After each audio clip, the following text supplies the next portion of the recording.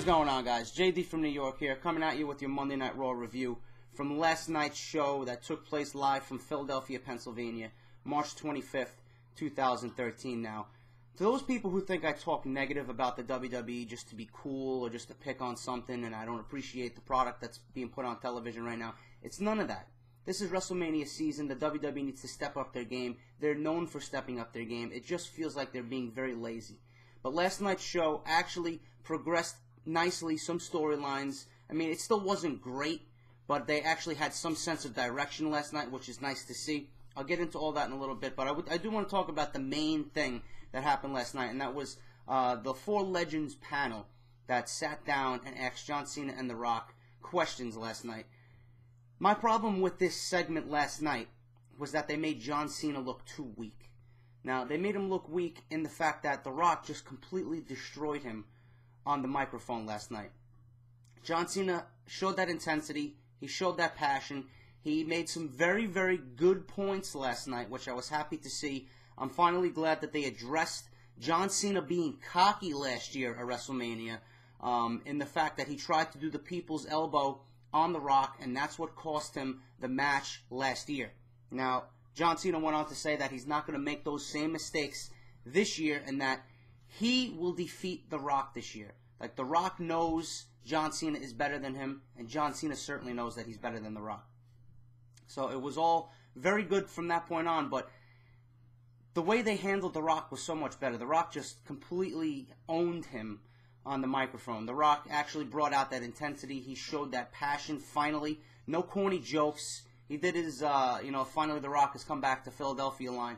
That was the only typical Rock thing. But The Rock, other than that, was very straightforward, very direct, and I was happy to see that. It brought some importance back to this match. It finally got this match some heat behind it, because last year, everything just kind of flowed very nicely. They had a full year build with it, and they kind of went away from that, and they just went on the fact that this match was John Cena versus The Rock for the WWE Championship. They went on the fact that automatically everybody's going to care about it because The Rock is back, Cena's in the main event, it's for the WWE Championship.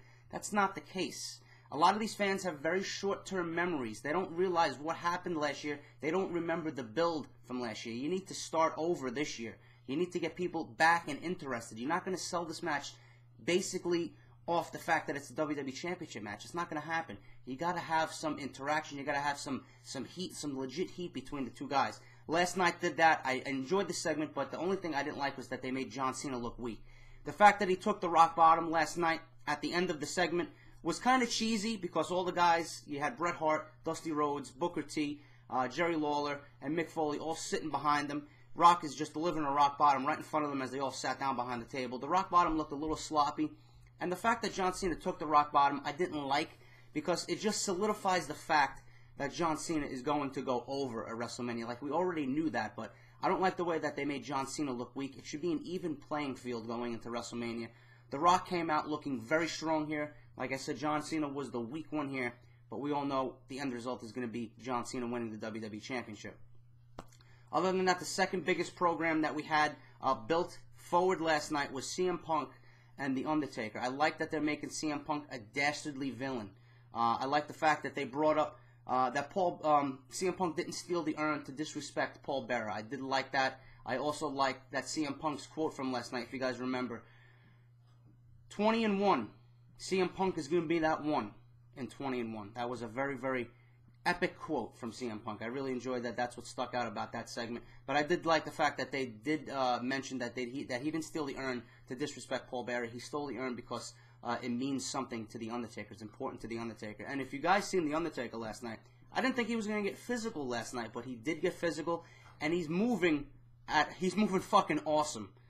You see the way he throws through those punches to CM Punk. He was very quick. He was very agile. For a 48-year-old, The Undertaker can go. You know, we all know The Undertaker is going to win at WrestleMania.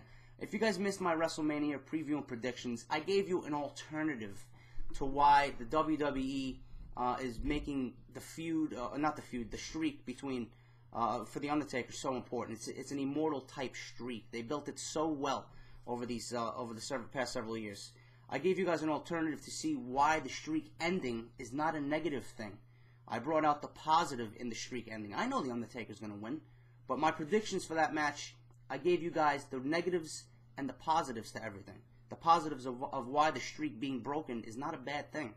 If CM Punk breaks the streak, there's so much good that could come out of it. If the streak is not broken, then the streak is not broken. Undertaker's going to go on to fight John Cena next year and most likely retire. But if it was up to me, I would like to see the streak broken. Punk is the only guy now, probably the only guy that we'll see in many, many years to break that streak. If the streak is not broken, I'm not gonna be upset about it. But last night, the feud and the match was built very nicely. The Undertaker looks fucking awesome. CM Punk looks great. He's great on the microphone as usual. The one match I'm looking forward to at WrestleMania is that match, CM Punk versus The Undertaker. It is the main event. Hopefully it does close the show. Also, the segment with Fandango and Chris Jericho. Now, I've been on record to say this character's cheesy. It's not going to work. If the WWE is going to prolong his, nobody pronouncing his name the right way, it's not going to work. I'm glad that he got physical last night. Finally, Johnny Curtis can go in the ring. Delivered a great leg drop off the top rope to Chris Jericho. Chris Jericho fought Dolph Ziggler last night. That's always a good thing. I personally would have went with Ziggler versus Jericho at WrestleMania in some kind of Iron Man match or a steel cage match or something. Something to get these two guys highlighted and steal the show. But Jericho wants to put over a new face. He's all about the business, and I respect that in Jericho. Jericho beat Dolph Ziggler last night in a great match with the Lion Tamer. And then all of a sudden Fandango comes out, gets physical with Jericho, and I'm finally glad we've seen some physicality from Fandango. He got legit heat last night, beat the shit out of Chris Jericho, and then later in the evening Chris Jericho went to Vicky Guerrero, and now the match is official, Fandango versus Chris Jericho at WrestleMania. I do believe, like I said in my predictions, Fandango will get the one-up on Chris Jericho. Chris Jericho's going to put him over. It doesn't make any sense for Fandango to lose. He's on WrestleMania, the biggest stage of them all, his first match with this character. I fully expect him to win, but what they made seem like a throwaway match, the WWE built this very nicely. I'm actually looking forward to see these two go in the ring. I've been very critical about the product. The first hour was great. Usually the first hour on Monday Night Raw is very, very lazy. It's very like you just want to get it over with. You just want that 9 o'clock hour to hit because that's when the most important stuff happens. But the WWE had all guns blazing right from the 8 o'clock hour. They built the Chris Jericho Fandango feud. They built the CM Punk feud. They had Mark Henry come in and do his thing against the Uso brothers. Built his match with Ryback. Ryback later in the evening beat 3MB in a 3-on-1 handicap match. That match is going to be pretty exciting at WrestleMania. I can't wait to that.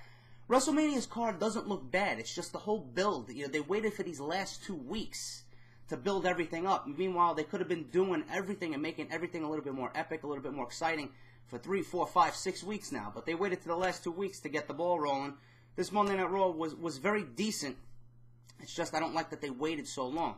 What else happened last night? We had, like I said, Chris Jericho defeated Dolph Ziggler. We had Mark Henry defeat the Uso brothers. Mark Henry beat the Uso brothers, yeah. Antonio Cesaro versus Alberto Del Rio. Another feud that's actually built very well. Jack Swagger's getting some legit heat here. Ricardo Rodriguez made his return last night on crutches. Again, Jack Swagger went to attack him. Alberto Del Rio went for the save. This match is getting some legit heat as well. It's got a nice personal tie-in there. You got Jack Swagger attacking Ricardo Rodriguez. Alberto Del Rio made the save.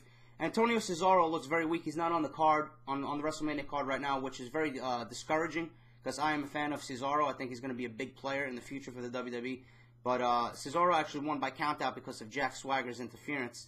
But they got one more week to build this match. It's going to be a good match. It's just I'm not fully invested in the Alberto Del Rio character. The Swagger character I'm a little bit more invested in. I hope Jack Swagger wins, but like I said in my preview and predictions for WrestleMania, I think Del Rio is going to come out on top here, and then they're going to get the rematch at Extreme Rules later in the month, and Jack Swagger will eventually take the World Heavyweight Championship. Ziggler, where does he play until the World Heavyweight Championship with that briefcase? I don't know.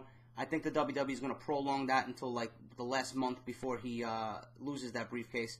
He's eventually going to win it, but right now I don't see where WWE is going with Ziggler. They're focusing on him with the Tag Team Championships, which I don't know why. We had Titus O'Neil and Darren Young versus Kane and Daniel Bryan. Kane and Daniel Bryan won that match. It's nice to see some tag team action there. Again, Ziggler and Langston interfered in that match, just setting up and getting that feud rolling as well. A couple weeks out before WrestleMania. Wade Barrett versus The Miz. The Miz won in a decent matchup. I fully expect The Miz and Wade Barrett to be added to the WrestleMania card. They got one more week to do that. I would tie in some kind of stipulation for that match. Now that The Miz beat Wade Barrett in a non-title match, he's definitely going to be the #1 contender. They'll probably book that match for WrestleMania. And I would like Wade Barrett to hold on to the belt, but there seems like they're building The Miz up to something, maybe an Intercontinental title feud or a run. I don't know, but he did get the win over Wade Barrett last night. The Shield versus Zack Ryder, Justin Gabriel, and the Great Khali, 3 scrubs. The Shield won, and at the end they triple powerbombed the Great Khali, which was nice to see. Cody Rhodes and Damien Sandow versus Brodus Clay and Tensai. You had Cody Rhodes and Damien Sandow win that match, and then Ryback versus 3MB. Ryback with the win, of course, setting up his thing with Mark Henry, who can outduel each other. Like I said, it's going to be a decent match. AJ Lee versus Caitlyn in a Divas match. AJ won by countout. There are rumors going around right now that the WWE is going to add one more match to the WWE card, WrestleMania. AJ Lee versus Caitlyn for the Divas title. That will be a decent match. They do have a little history together, being that Caitlyn and AJ were on-screen very good friends. AJ Lee, it's always nice to see in the ring. She's a decent wrestler. Caitlyn can go in the ring as well, so that'll be a nice addition. Finally, a Divas match that I probably won't take a bathroom break for because I do enjoy both women's work. And then obviously we had the All-Star panel with John Cena and The Rock, which I explained in the beginning. This Raw was decent. It built towards WrestleMania nicely. The WWE, like I said, had some sense of direction.